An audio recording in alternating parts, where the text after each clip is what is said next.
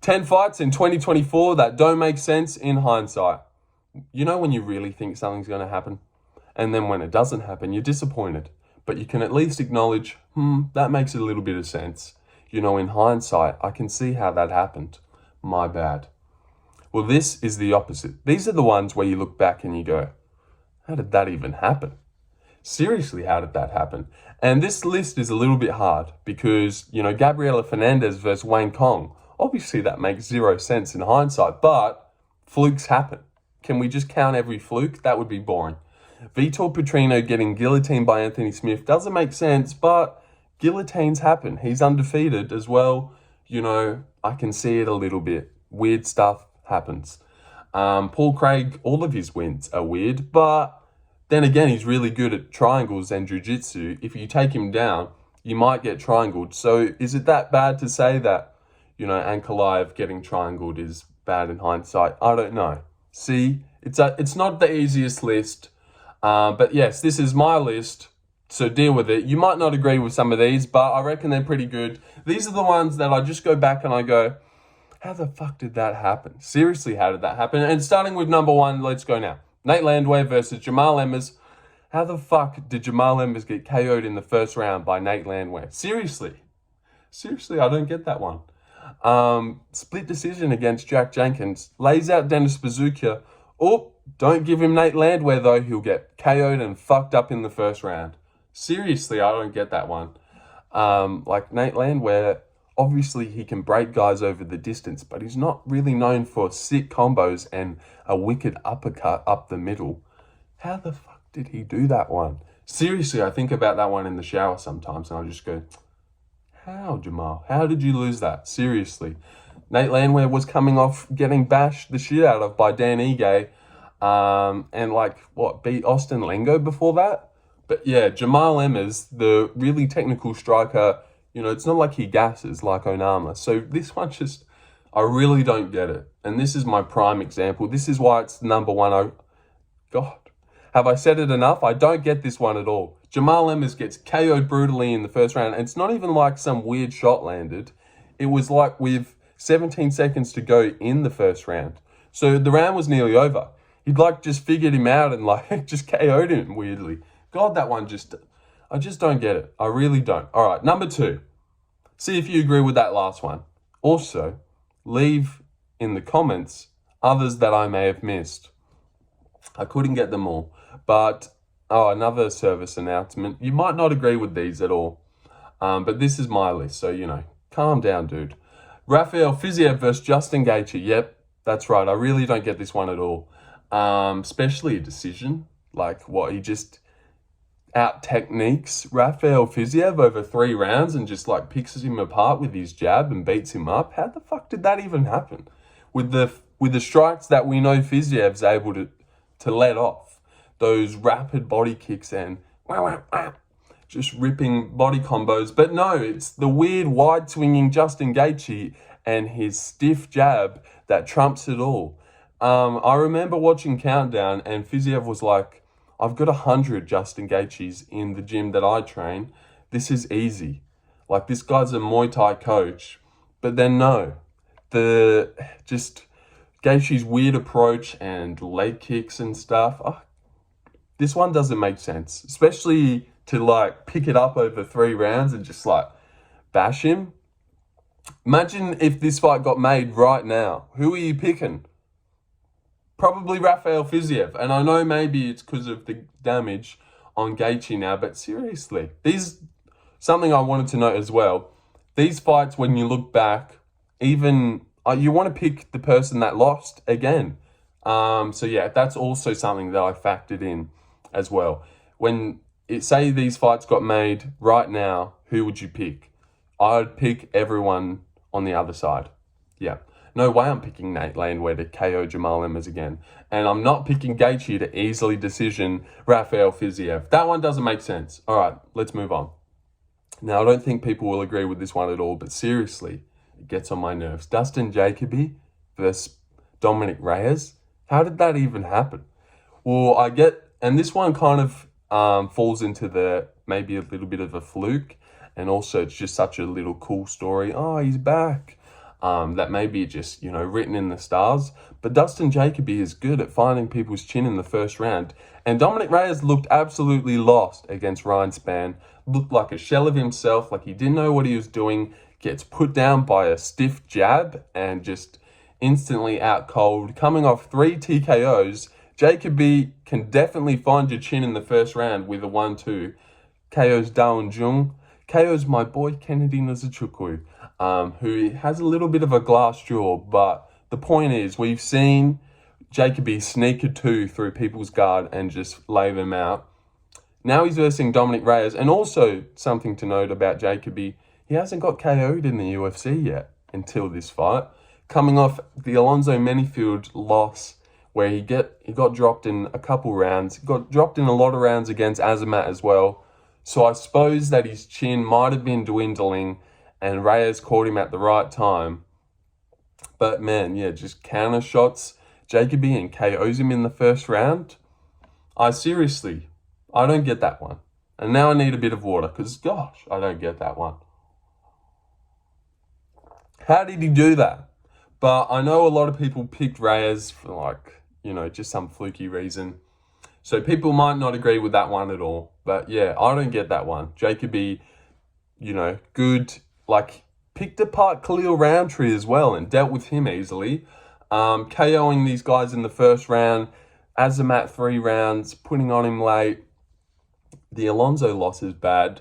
But no, just don't let him get into a fight with Dominick Reyes, who's coming off 3 KOs and 2 years off, because obviously Reyes will, fucked up that word, obviously Reyes will KO him in the first round. I mean, you should have known. So yeah, that one doesn't make sense. OSP versus Kennedy Nzechukwu just weirdly gets decisioned loss against OSP. This one doesn't make sense at all.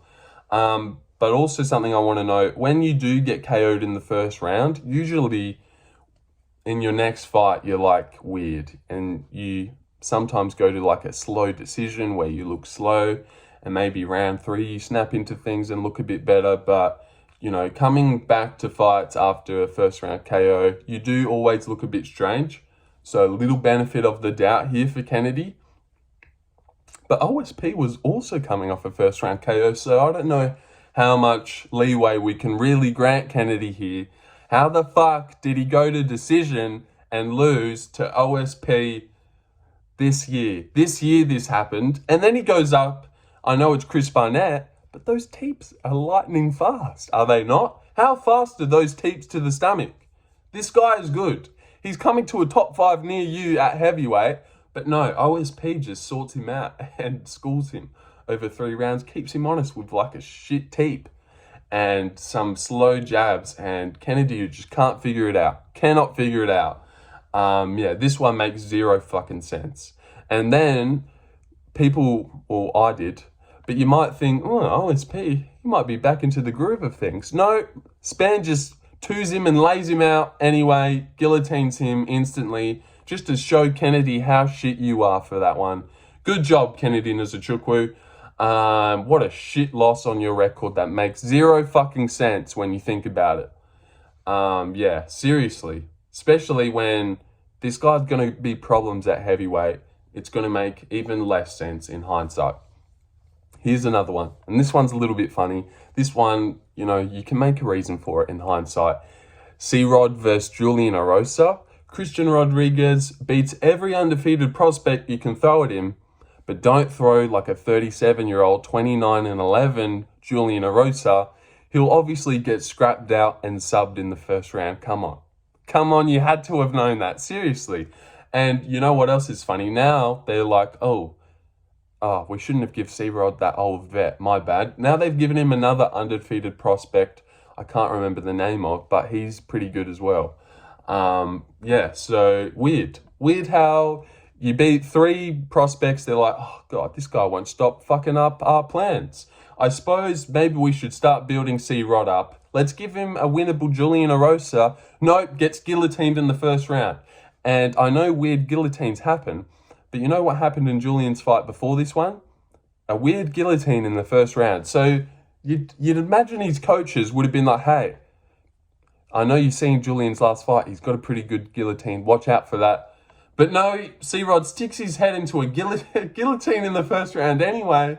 Gets guillotined by Julian Erosa, but beats every undefeated prospect ever.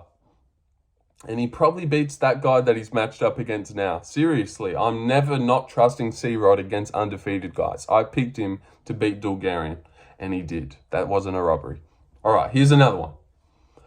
Yeah, but seriously, am I doing good so far? These don't make sense, right? But you probably did not agree with the Fiziev one. That might even piss you off. And if you're someone that's like, dude, you didn't see the Reyes. If I see any comments like that it's like, whoa, you couldn't see the Fiziev one coming? Ooh, you couldn't see the Reyes one coming? Just shut up, dude. Just shut up. You're not fucking cool. All right. Now, this one I can actually make some reason of in hindsight, but it still is gobsmacking. Dan Hooker versus Gamrot just like puts it on him and bashes him and clearly wins. I know some people are sussed out about that decision. Watch it back. It's one of the clearest wins you'll ever see. Dan Hooker just takes it to Gamrot, stuffs most of his takedowns, gets up every time and just bashes him. Drops him in the first round. It's like smashing him in the third round. God, this one just doesn't... Like, I get it because, Dan Hooker goes forward and he's got good takedown defense, but, this one, I feel like it almost gets a little pass on the list. It's not one of my strongest cases, but man, I don't get it. I really don't get this one. Well, I do get it. So yeah, I don't know why it's on the list. I get it, how he did it, but it's still weird. It's still definitely weird. And I'll just move on from that one because I didn't really have a lot to say. And I just wanted to fill up the list. We're only on number 6. So, number 7. Now, this one did not happen in 2024, but I wanted to fill up the list. And I don't get it. Bobby Green versus Grant Dawson. Now, you can say fluke KOs happen, but Bobby Green getting a one-punch KO in 30 seconds? That one is like weird. And I know it's like a once in a lifetime thing. He's probably never going to KO Grant Dawson in 30 seconds like that. But sometimes at night I just think, how the fuck did Grant Dawson lose this one? Like, decision against Damir Ismagulov. Mark Madsen's shit, but he took his O, takes Mark's O, it dominates Damir Ismagulov better than other people have done. But then Bobby Green, someone who is, got good boxing, but notorious for like decision and just peppering you for 3 rounds. But no, Grant Dawson gets chinned in the first round in 30 seconds, just gets laid out by Bobby Green. But I suppose that was just to set up the Paddy fight. Isn't that weird how fights like that happen? Yeah, I just don't get it. And God, I don't get that Jamal Emmers one. God, that doesn't make sense. It just doesn't.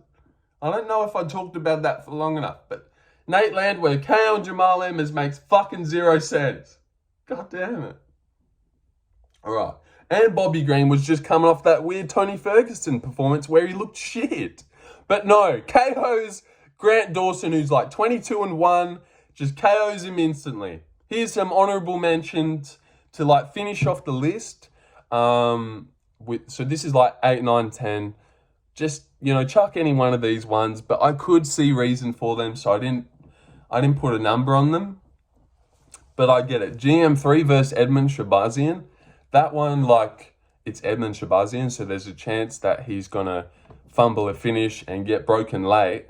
But man, that you really should not have let that happen, Edmund. Especially like GM3 looked terrible against Reina Dorita.